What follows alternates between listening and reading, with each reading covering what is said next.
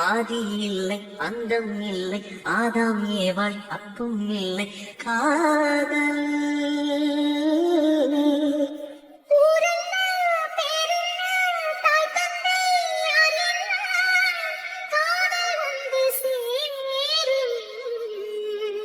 நீ இன்றே நான் இல்லை நான் இன்றே நீ இல்லை காதல் மனம் வாழும்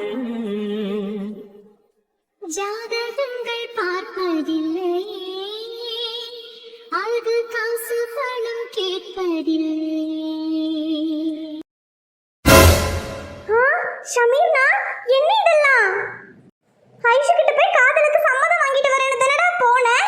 இப்படி கல்யாணம் பண்ணி கூட்டிட்டு வந்திருக்க. ஐயோ சாரா, ஷாக் ஆகாம கொஞ்சம் நான் சொல்றத பொறுமையா கேளு.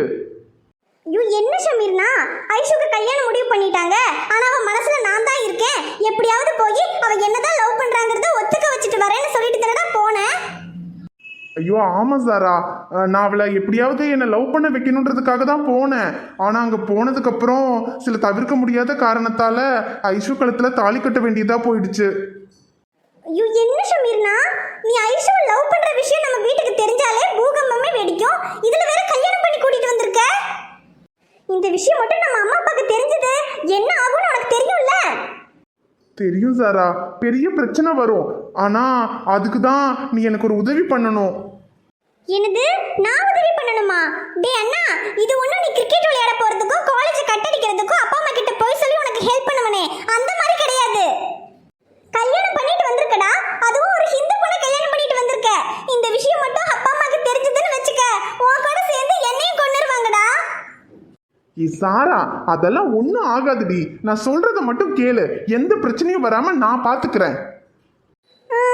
சரி சொல்லு. இங்க பாரு சாரா, இப்ப நான் ஐஷுவை கல்யாணம் பண்ணிட்டேன்னு நம்ம வீட்டுக்கு கூட்டிட்டு போனா நிச்சயமா அம்மா அப்பா அதை ஏத்துக்க மாட்டாங்க. அதனால ஐஷுக்கும் எனக்கும் கல்யாண விஷயத்த அப்பா அம்மாக்கு தெரியாம பாத்துக்கணும். இதுல நான் என்ன பண்ணணும்? அது ஐஷு உன்னோட ஃப்ரெண்டு தானே, அவளுக்கு யாரும் இல்லை. அதனால கொஞ்ச நாளைக்கு நம்ம வீட்டில் தங்கிக்குவான்னு சொல்லி எப்படியாவது நம்ம வீட்டில் நீ தான் தங்க வைக்கணும். அப்புறம் அம்மா அப்பாவுக்கு ஐஷுவை பிடிச்சி போச்சுன்னா அதுக்கப்புறமா ஐஷுக்கும் எனக்கும் கல்யாண விஷயத்த ஒரு சரியான நேரம் பார்த்து பொறுமையாக அவங்க கிட்ட நான் எடுத்து சொல்லி புரிய வச்சிருவேன். ப்ளீஸ் சாரா, இதை மட்டும் எனக்காக பண்ணு. ஏன்னா ஐஷுவை நான் வீட்டுக்கு கூட்டிகிட்டு வந்தா நிச்சயமாக அவங்க ஏற்றுக்க மாட்டாங்க. ஆனா அதே உன்னோட ஃப்ரெண்டுன்னு சொல்லி வீட்டுக்கு கூட்டிட்டு வந்தா அவங்க ஏத்துக்குவாங்க. அதுக்காக தான் சொல்றேன். வீட்டுக்கு கூட்டிட்டு போறதெல்லாம் சரிதான். ஆனா எப்படி இருந்தாலும் ஒரு ஹிந்து பொண்ணை எப்படி நம்ம வீட்டுல தங்க வைக்கிறதுக்கு அப்பா ஒத்துக்குவாரு? அதுவும் சரிதான். சரி, நீ எதுக்கு ஹிந்து பொண்ணுன்னு சொல்ற? ஐஷு ஒரு முஸ்லீம்னு சொல்லிடலாம். அண்ணா, நான் வேணா இதை விட சூப்பரா ஒரு ஐடியா சொல்லட்டா? பேசாம நம்ம ஐஷுவை முஸ்லிமாவே மாத்திடுவோம். அதுக்கப்புறமா நம்ம வீட்டுக்கு கூட்டிட்டு போய் நீ இந்த பொண்ணை தான் லவ் பண்றேன்னு சொன்னா அம்மா அப்பாவே அவளை ஏத்துக்குவாங்கல்ல. அவங்களே உனக்கு கல்யாணம் பண்ணி வச்சிருவாங்க. எப்படி? பேர் கூட ஐஷுவை ஆயிஷான்னு மாத்திரலாம். நல்லா இருக்குல்ல? கேவலமா இருக்கு. ஏன்னா அதான் ஐஷாவை வீட்டை விட்டு வந்துட்டால்ல. உன்னை கல்யாணம் பண்ணிட்டு நம்ம வீட்டுக்கு வந்துட்டா அப்புறம் முஸ்லிமா தானே இருக்கணும். இதுல என்ன தப்பு இருக்கு? இங்க பாரு சாரா, நான் ஐஷுவை காதலிச்சேன். என் ஐஷு என்னைக்குமே ஐஷுவா மட்டும்தான் இருக்கணும். யாருக்காகவும் எதுக்காகவும், ஏன் எனக்காக கூட அவளை மாத்திக்க கூடாது. இப்ப கூட அம்மா அப்பாவுக்கு அவளை பிடிக்கணுன்றதுக்காக ஆயிஷாவா அவளை நடிக்க தான் சொல்றேனே தவிர அவ ஆயிஷாவாவே மாறணும்னு நான் என்னைக்குமே நினைச்சதில்லை. ஜாதி மதம் இதையெல்லாம் தாண்டி ஐஷுவோட நல்ல குணம் அவங்களுக்கு புரியணுங்கிறதுக்காக தான் கொஞ்ச நாளைக்கு அவளை ஆயிஷாவா இருக்க வைக்கிறேன். ஆனா என்னைக்கு நாங்க கல்யாணம் பண்ண விஷயத்த நான் அம்மா அப்பா கிட்ட சொல்றேனோ அன்னைக்கு அவ ஐஷுவா தான் இருப்பா. அவங்களும் அவளை ஐஷுவா தான் ஏத்துக்கணும். எனக்காக மதம் மாறுறேன்னு அவ சொன்னா நானே அவளை கொன்றுவேன்.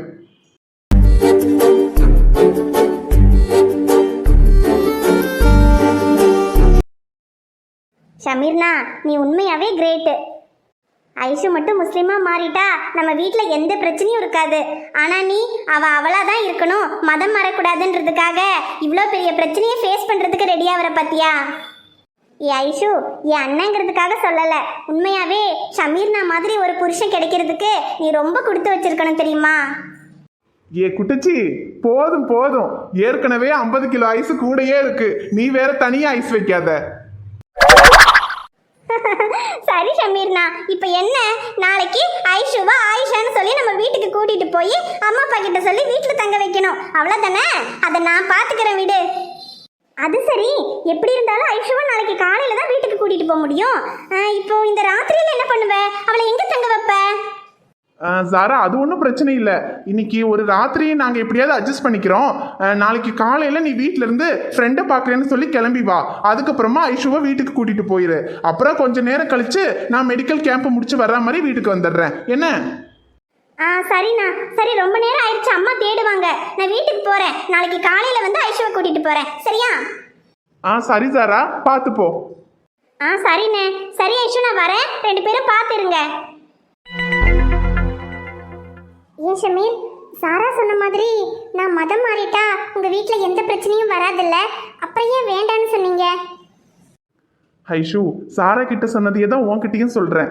நான் லவ் பண்ண ஐஷு என்றைக்குமே ஐஷுவாக தான் இருக்கணும்.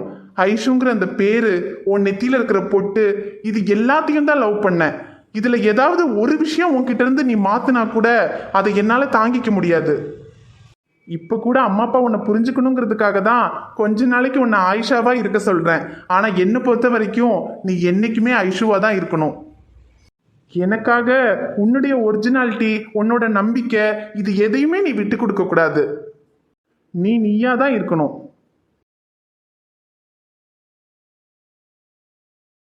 ஹோய், இன்னைக்கு ஒரு நைட்டு எப்படியாவது சமாளிக்கணும். காலையில தான் வீட்டுக்கு போக முடியும். இங்கேயே உட்காந்துருக்க முடியாதுல்ல. சரி வா, சும்மா அப்படியே நடப்போம். சரி. இங்க அந்த பக்கமா வா, பேசலாம்னு கூட்டிட்டு வந்துட்டு இப்படி வாட்சையே பார்த்துக்கிட்டு இருக்கீங்க. என்ன எப்ப காலையில ஆகும்னு பாக்குறீங்களா? ஏய், அதெல்லாம் இல்லை ஐஷு.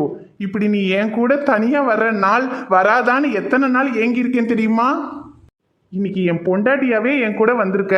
இந்த ஒரு நாளை சீக்கிரமா போகணும்னு நான் நினைப்பேனா? இந்த ராத்திரி இப்படியே முடியாம நீண்டா கூட எனக்கு சந்தோஷம்தான். அதுவா, இரு சொல்றேன். 10, 9, 8, 7, 6, 4, 3, 2, 1. Happy birthday Aishu. ஐயோ, எங்க இன்னைக்கு பர்த்டேங்கிறத நானே மறந்துட்டேன். உங்களுக்கு எப்படி தெரியும்? ஹே, அது உனக்கு 10 நாள்ல பர்த்டே வரப்போகுது. 21 வயசு ஆயிடுச்சுன்னா அதுக்கப்புறம் கல்யாணம் பண்ண முடியாது. 21 வயசுக்குள்ள கல்யாணம் பண்ணணுங்கிறதுக்காக தானே உனக்கு நேற்று கல்யாண டேட் ஃபிக்ஸ் பண்ணாங்க. இதை சக்தி தான் என்கிட்ட சொன்னா. அப்பதான் எனக்கு தெரியும் உனக்கு இன்னைக்கு பர்த்டேன்னு. Happy birthday Aishu. Thank you Shameer. அப்புறம் நமக்கு கல்யாணம் ஆனதுக்கு அப்புறம் உனக்கு வர்ற முதல் பர்த்டே, உனக்கு ஏதாவது கிஃப்ட் கொடுக்கணுமே. அச்சோ, கல்யாணம் பண்ணிட்டு வர்ற அவசரத்துல பர்ஸை வேற விட்டுட்டு வந்துட்டேனே. பரவாயில்லைங்க, எனக்கு எந்த கிஃப்ட்டும் வேண்டாம். நீங்க எனக்கு கிடைச்சதே நான் பெரிய கிஃப்டா நினைக்கிறேன். டைலாக் எல்லாம் நல்லா தான் இருக்கு. இருந்தாலும் உனக்கு நான் ஏதாவது கிஃப்ட் கொடுத்தே ஆகணுமே. இரு வரேன். எங்க போறீங்க? எல்லாரோடையும் ராத்திரிக்குள்ள ஏத்திடுங்க. சரிங்க ஐயா. சார். சொல்லுங்க தம்பி, யார் நீங்க, என்ன வேணும்? சார், என்னோட பர்ஸு மிஸ் ஆயிடுச்சு. எனக்கு அவசரமா ஒரு 100 ரூபாய் தேவைப்படுது. அப்பதான் நீங்க வண்டியில மூட்டையெல்லாம் ஏத்திக்கிட்டு இருக்கிறத பார்த்தேன். நான் வேணும்னா கொஞ்சம் மூட்டைகள்லாம் வண்டியில ஏத்தி கொடுக்குறேன் சார். எனக்கு ஒரு 100 ரூபாய் தர முடியுமா சார்? அட என்ன தம்பி, நீங்க பார்க்க நல்லா படிச்சவரா இருக்கீங்க. அதுலயும் வெள்ளை வேட்டி சட்டையெல்லாம் போட்டு மாப்பிள்ள மாதிரி இருக்கீங்க. மூட்டை தூக்குறேன்னு சொல்றீங்க. சார், இந்த ராத்திரியில இப்போ எனக்கு பணத்தை ரெடி பண்றதுக்கு வேற வழி தெரியல. கொஞ்சம் ஹெல்ப் பண்ணுங்க சார், ப்ளீஸ். அட என்ன தம்பி, 100 ரூபாய் தானே. உங்களை பார்த்தா பொய் சொல்லி ஏமாத்துறவர் மாதிரி தெரியல. 100 ரூபாய் நான் தரேன் தம்பி. நீங்க மூட்டையெல்லாம் ஒன்றும் தூக்க வேண்டாம். இல்லை சார், எனக்கு இன்னைக்கு தான் புதுசாக கல்யாணம் ஆயிருக்கு. என்னோட ஒய்ஃபுக்கு இன்னைக்கு பிறந்த நாள். அவங்களுக்கு gift வாங்கி கொடுக்கறதுக்காக தான் 100 ரூபாய் கேட்குறேன். ஃபர்ஸ்ட் டைம் என் ஒய்ஃபுக்கு வாங்கி கொடுக்குற கிஃப்ட்டு நான் உழைச்சி சம்பாதிச்ச காசாக இருக்கணும்னு ஆசைப்படுறேன் சார். ப்ளீஸ், நான் வேலை செஞ்சுட்டே காசை வாங்கிக்கிறேன் சார். சரிப்பா.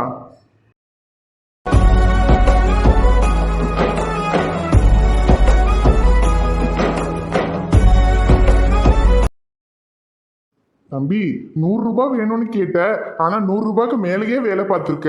இந்தப்பா இதுல 500 ரூபாய் இருக்கு, வச்சுக்க. இல்லை சார், பரவாயில்ல, எனக்கு 100 ரூபாய் போதும்.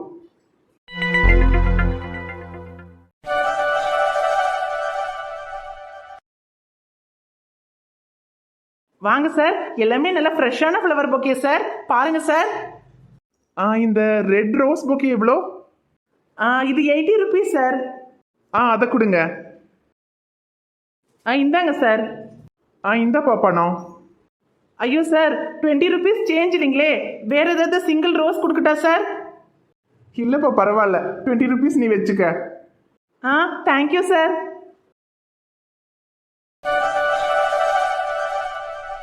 ஹோய், ஹாப்பி பர்த்டே. ஃபர்ஸ்ட் டைம் ஒரு பொண்ணு முன்னாடி இப்படி நிற்கிறேன். உன்னை கண்டுபிடிக்கிறதுக்கே 27 வருஷம் ஆயிடுச்சு. இதுக்கு மேலே என்னால் வெயிட் பண்ண முடியாது. ஸோ டக்குன்னு சொல்லிடுறேன், நான் உன்னை லவ் பண்ணுறேன். I love you. வேற லெவல்ல ப்ரப்போஸ் பண்ணிட்டீங்களே. இதை விட ஒரு பெரிய பர்த்டே கிஃப்ட் இந்த உலகத்திலேயே இருக்க முடியாது. அதெல்லாம் சரி, நான் ப்ரப்போஸ் பண்ணதுக்கு இன்னும் ரிப்ளை வரலையே. நானும் உங்களை லவ் பண்றேன். I love you. பட் நான் கொஞ்சம் ஃப்ராடு, பொய் சொல்லுவேன், நடிப்பேன். பரவாயில்ல, என்ன கல்யாணம் பண்ணிக்கோ, அட்ஜஸ்ட் பண்ணிக்கிறேன். ஒரு பொண்ணை கல்யாணம் பண்ணி ஃபர்ஸ்ட் டைம் நிற்கிறேன் இப்படி. உன்னை ஓகே சொல்ல வைக்கிறதுக்கே 6 மாதம் ஆயிடுச்சு. இதுக்கு மேலே என்னால் வெயிட் பண்ண முடியாது. ஸோ டக்குன்னு சொல்லிடு, நாளைக்கே கல்யாணம் பண்ணிக்கலாமா? Double okay. போற போக்கில் ஒரு லுக்க விட்டு என்ன செஞ்சுட்டாளே பாரபட்சமா காம கூட வச்சு செஞ்சுட்டாளே. ஃபர்ஸ்ட் லுக்க வச்சு பொக்குனேதான் ஒண்ணு வச்சுட்டாளே. லவ் புக்கு ஒண்ணு நெஞ்சுக்குள்ள ஓபன் செஞ்சுட்டாளே. போற பார்வையால என்ன செஞ்சுட்டாளே.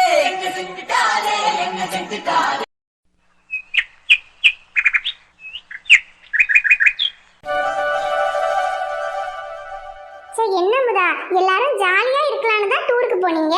போன இடத்துல இவ்வளோ பெரிய பிரச்சனையா? ஐயோ ஆமாக்கா, டூர் போனோமா வந்தமான்னு இருந்திருக்கலாம். அங்கே போய் ஐஷுவுக்கும் அரவிந்துக்கும் கல்யாணம் பண்ணலான்னு பேச்செடுத்து கடைசியில் இப்படியெல்லாம் ஆயிப்போச்சு. இப்போ பாவம் ஐஷு எங்கே இருக்கா, என்ன பண்ணுறா, ஒன்றுமே தெரியல. ஆனால் நான் ஒன்று சொல்கிறேன் மாமுதா, ஐஸ்வர்யா போனதுக்கு நீங்கள் தான் காரணம். அங்கே போய் டூருக்கு போய் சுற்றி பார்த்தோமா வந்தோமான்னு இல்லாமல் பாவம் படிச்சுக்கிட்டு இருக்க பிள்ளைக்கு கல்யாணத்தை பண்ணணும்னு முடிவு பண்ணால் அந்த பிள்ளை பின்ன என்ன பண்ணும்? ஐயோக்கா, எங்களுக்கு மட்டும் என்ன அவளுக்கு சீக்கிரமாக கல்யாணம் பண்ணி வைக்கணும்னு ஆசையா? அவளுக்கு இந்த வருஷத்துக்குள்ளே கல்யாணம் பண்ணலைன்னா அடுத்து பிறந்த நாள் வந்துட்டு அப்புறம் கல்யாணமே பண்ண முடியாதுன்னு சொல்லிட்டாங்க. அதனால தானே இப்படியெல்லாம் பண்ணோம். ஆனால் ஒன்றாமதா, அந்த ஜோசியக்காரன் சொன்ன மாதிரியே நடந்துருச்சு பத்தியா? அவளுக்கு 26 வயசுக்குள்ள தாலி ஏறும்னு சொன்னா அதே மாதிரி தாலி ஏறி போச்சு. ஆமாம், தாலியெல்லாம் ஏறிடுச்சு, ஆனால் ஆள் தான் மாறிடுச்சு. சரி விடு, அவ தலையில அந்த பையன் தானே எழுதியிருக்கு, அதை யாரால மாற்ற முடியும்? ஆமா நீ, அதுவும் உண்மைதான். யாருக்கு யாருன்னு எழுதி வச்ச மாதிரி தானே நடக்கும். நம்ம என்னதான் பண்ணாலும் அதை மாற்ற முடியாதுல்ல. சரியா சொன்னேன். ஆனா என்ன, பாவம் போன இடத்துலயாவது அந்த பிள்ளை நல்லபடியா வாழ்ந்தா சரிதான். ஏ காயுக்கே, என்ன இருந்தாலும் ஐசு ஒரு முஸ்லீம் பையனை கல்யாணம் பண்ணிக்கிட்டது நல்லதா போச்சு. ஏன் சின்ன பொண்ணு அப்படி சொல்ற? அடா ஆமாக்கே, இந்த முஸ்லீம்காரவோ பண்ணுற பிரியாணினா எனக்கு அம்புட்டு உசுறு. இந்த ரம்ஜானுக்கு கூட யாருமே பிரியாணி கொடுக்கலக்கே. என் மனசு அப்படியே சுக்குநூறாக உடஞ்சி போச்சு. ஆனால் இப்போ நம்ம ஐசு முஸ்லீம் பையனை தானே கல்யாணம் பண்ணியிருக்கா. ரம்ஜானு பக்ரீத்னு வந்துட்டா நேரம் ஐசு வீட்டுக்கு போயிட்டா பிரியாணி கிடைக்கும் பத்தியா? ஏக்கே, பிரியாணி கிடைக்கும்னு தானே சொன்னேன். அதுக்கு என்னதுக்கு இப்படி மூஞ்சி ஆங்கிரி பேர்டு மாதிரி வச்சிருக்க? அடியே பிரியாணிக்கு செத்தவளே, நானும் என் குடும்பத்துல ஒரு பொண்ணு ஓடி போயிட்டு அது வாழ்க்கை என்னாகுமோன்னு சொல்லி பேசிக்கிட்டு இருக்கோம். உனக்கு பிரியாணி தான் முக்கியமா? உன்னைக்கு ஐயோ விட்டுருக்கே, தெரியாம சொல்லிட்டேன். இரு, உன்னை இன்னைக்கு என்ன பண்றேன் பாரு.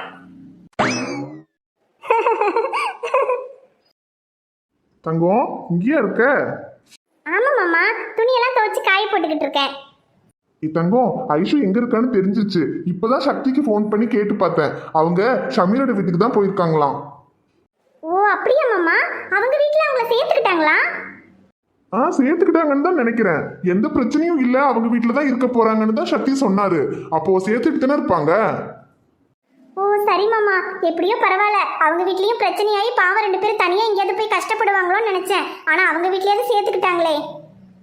ஐயோ ஆமா தங்கம், நானும் அதான் பயந்துகிட்டே இருந்தேன். வீட்டை விட்டு வேற அனுப்பிட்டோம், இனி அங்கேயும் சேர்த்துக்கலன்னா பாவம் 2 பேரும் எங்க போவாங்கன்னு பயந்துட்டே இருந்தேன். பரவாயில்ல, அவங்க வீட்லயே சேஃபா போயிட்டாங்க.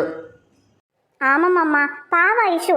நமக்காக தான் அவளுக்கு பிடிச்ச வாழ்க்கை கூட வேண்டான்னு நம்ம சொன்ன கல்யாணத்துக்கு அவ சம்மதிச்சிருக்கா. நம்ம தான் அவ மனசுல என்ன இருக்குன்னு கூட தெரியாம இப்படியெல்லாம் கல்யாணம் ஏற்பாடு பண்ணிட்டோம். ஆமா, அதுக்கு என்ன பண்றது தங்கம்? நம்ம அவகிட்ட கேட்டப்ப அவ இந்த கல்யாணத்துக்கு இஷ்டம்னு தான் சொன்னான். அப்புறம் அவ வேற பையனை லவ் பண்றாங்கிற விஷயம் நமக்கு எப்படி தெரியும்? இதுல நம்ம மேலயும் தப்பு சொல்ல முடியாது, அவன் மேலயும் தப்பு சொல்ல முடியாது. இப்படி எல்லாம் நடக்கணும்னு இருந்திருக்கு, நடந்துருச்சு, அவ்வளவுதான். ஆமா மாமா, சரி எப்படியோ இதுக்கப்புறமாவது ஐஷு சந்தோஷமா இருந்தா சரிதான். அப்புறம் அந்த ஷமீரும் நல்ல பையன்தான். நம்ம கூட ஒரு 10 நாள் இருந்திருந்தாலும் அந்த 10 நாள்ல அவரோட குணம் என்னங்கிறது ஓரளவுக்கு நமக்கு தெரிஞ்சது இல்லையா? கண்டிப்பா அவர் ஐஷுவை நல்லபடியா பாத்துக்குவாரு. அது போதும் மாமா. ஐஷுவை நம்ம போய் பார்க்க முடியலனாலும் அவ எப்படி இருக்கா, நல்லா இருக்காளான்னு நமக்கு தெரிஞ்சுக்கிட்டா கூட போதும். அதுக்கு என்ன தங்கம், அவரோட ஹாஸ்பிட்டல் இங்க பக்கத்துல தானே இருக்கு. என்னைக்காவது ஒரு நாள் போய் என்ன ஏதுன்னு விசாரிச்சுட்டு கூட வரலாம்ல. சரி மாமா. ஏய், அப்புறம் இவ்வளவு துணியை நீ ஒத்தையிலேயே துவைச்சுக்கிட்டு இருக்க? இல்ல மாமா, இவ்வளவு நேரம் காயத்ரி அண்ணியும் சின்ன பொண்ணக்காவும் இருந்தாங்க. அவங்க 2 பேரும் பேசிக்கிட்டே இருந்ததுல வேலை ஆனதே தெரியல. அப்படியே வேலையெல்லாம் முடிஞ்சிருச்சு. இன்னும் கொஞ்சம் துணி இருக்கு, அதை மட்டும் காய போட்டா போதும். சரி சரி, அதை காய போடுறதுக்கு நான் ஹெல்ப் பண்றேன், குடு. ஐயோ வேணாம் மாமா, பரவாயில்ல, கொஞ்சம் தான் இருக்கு, நான் பாத்துக்கிறேன். ஏன் என் பொண்டாட்டிக்கு நான் ஹெல்ப் பண்ணக்கூடாதா? உங்களை பார்த்தா ஹெல்ப் பண்ண வந்த மாதிரி தெரியலையே. ஏய், ஹெல்ப் பண்ண தாண்டி வந்தேன். நீ வேணா ஒரு 5 நிமிஷம் கண்ணை மூடி நில்ல, எப்படி ஹெல்ப் பண்றேன்னு பாரு. கடவுள்னா நீங்க என்னெல்லாம் ஹெல்ப் பண்ணுவீங்கன்னு எனக்கு நல்லா தெரியும். ஒன்றும் வேணாம், நான் பண்ணா கூட 10 நிமிஷத்துல முடிச்சிருவேன். நீங்க இங்க நின்னீங்க 1 மணி நேரம் ஆக்கிடுவீங்க. போங்க போங்க போங்க. இன்னைக்கு விடிஞ்சாலும் பரவாயில்ல, நான் ஹெல்ப் பண்ணிட்டு தான் போவேன். மாமா, கள்ளூர பார்க்கும் பார்வை உள்ளூர பாயுமே, துள்ளாமல் துள்ளும் உள்ளம் சல்லாபமே, வில்லோடு அம்பு 2 கொல்லாமல் கொல்லுதே, பின்பாவை கண்கள் என்று பொய் சொல்லுதே, முந்தானை மூடும் ராணி செல்வாக்கிலே, என் காதல் கண்கள் போகும் பல்லாக்கிலே, தேனோடை ஊரமே நீராடும் நேரமே புல்லாங்குழல் தல்லா. வணக்கம் நண்பர்களே, எல்லாரும் எப்படி இருக்கீங்க? நிச்சயமா நலமா இருப்பீங்கன்னு நம்புறோம். இந்த வீடியோ உங்களுக்கு பிடிச்சிருந்தா மறக்காம வீடியோவுக்கு ஒரு லைக் போடுங்க. வீடியோ எப்படி இருந்துச்சுன்னு மறக்காம கமெண்ட்ல சொல்லுங்க. வீடியோவை உங்க ஃப்ரெண்ட்ஸுக்கும் ஃபேமிலிக்கும் ஷேர் பண்ணுங்க. சேனலை இன்னும் நீங்க சப்ஸ்கிரைப் பண்ணலைன்னா மறக்காம சப்ஸ்கிரைப் பண்ணிக்கங்க. நாளைக்கு ஒரு சூப்பரான வீடியோல நாங்க உங்களை பார்க்க வரோம். Bye friends.